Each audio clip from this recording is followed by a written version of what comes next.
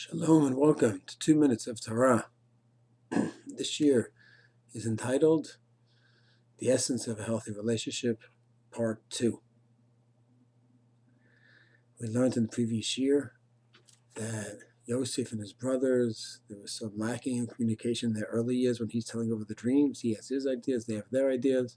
Just did not properly understand each other, and tragically, even at the end, after the burial of Yaakov, he's looking in the pit according to the Medrash, and they're misunderstanding him again. He's not inviting them over according to another Medrash, and they're not understanding him again. And we said that just like in real estate, people say that the essence of a relationship, the essence of good real estate is location, location, location. So we said, essence of a good relationship is communication, communication, communication.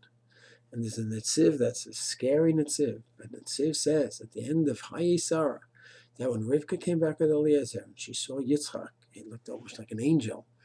And she said, who's this? And she said, this is going to be your husband. She had a pachad. And the Netziv wants to say, it's a very bold commentary, that this pachad that she had affected her throughout their marriage. And therefore, she just couldn't go ahead and argue with him the way Avram and Sarah argued. She couldn't argue the way Rachel and Yaakov argued. And therefore, it resulted in the fact that she thought and she knew that Yaakov was going to carry on the legacy, not Esau, but she couldn't have it out with Yitzchak. And to the point that she had to go ahead and make sure that Yaakov received the bracha through a tricky manner. That's the Netziv.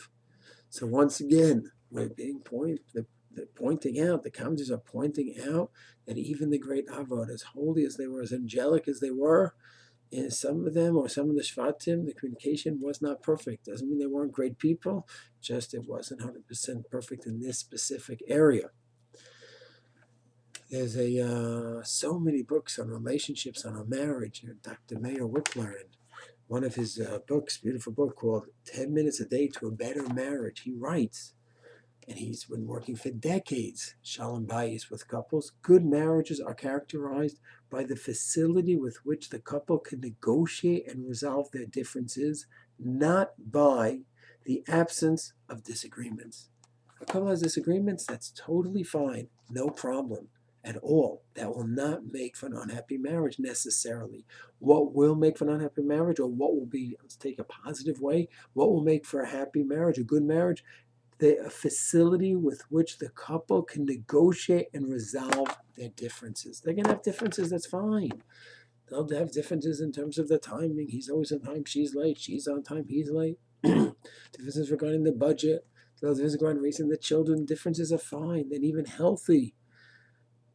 But what do they do with the differences? They have the facility to negotiate and resolve their differences. That's right. Dr. Meir Wikler. And the fact is, each relationship, husband, wife, children and parents, business partners, neighbor, have to have some kind of communication.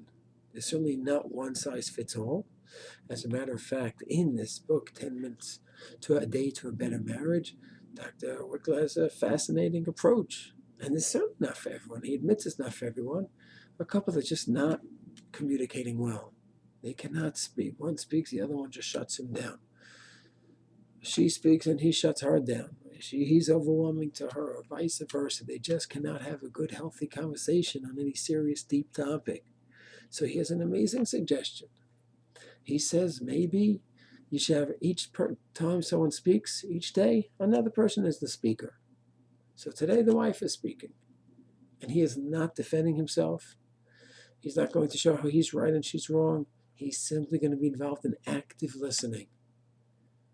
Oh, so I see you were hurt. Please explain why you were hurt. I was only 5 minutes late. Just can explain. And then she'll explain, but he's not defending. And even that might not have been good active listening. I was 5 minutes late. That might already be a defense. One has to go through the book properly to see what's considered proper active listening and what's considered to be defending yourself. And then that's it. So she knows today is my day to speak. And I'm going to be heard. I'm not going to be shut down. I'm not going to be put down. I won't be criticized. I'm going to be heard. So it might be a little bit awkward at first to have such a kind of monologue. And it's not free-flowing, but this could be what some couples need, what some neighbors need, that the person just needs his time, where he's the speaker, and he's heard. And then the next day, the other one is the speaker, and 10 minutes a day. It's a fascinating approach, and that could work for some relationships. Other relationships, they could go back and forth, have a dialogue. Some can have the dialogue, and they can just be upfront with each other. I'm so angry with you, what you did to me yesterday. And she said, what do you mean I'm angry? What happened? Yeah, because you did the real. Oh, man, I'm sorry. And they can just have it out with each other. Everything is fine. Others have to be softer. Each one's going to have their approach. The key is a couple and neighbors and parents need to have some form of communication, and they need to assess what will work for them, whether it's Dr. Wikler's approach, and that might be temporary for a few weeks or months, to have that kind of monologue where one is the speaker and the other's listening, or whether it's the other extreme and all out, they're just saying everything to each other, but they're fine with it. Somewhere in the middle, the main thing is a couple needs to develop good communication skills, and there's absolutely nothing wrong. On the contrary, it's so recommended. There's so many beautiful books on marriage and on relationships. They should read all of them. They're all beautiful. Each one has its own special strengths. And there's nothing wrong with seeing a professional, going to Rav, going to a social worker, a therapist, whoever it may be. And a person has to realize that this is the essence of a good relationship, is good communications. And whatever is needed to accomplish it, that's what should be done. Shalom.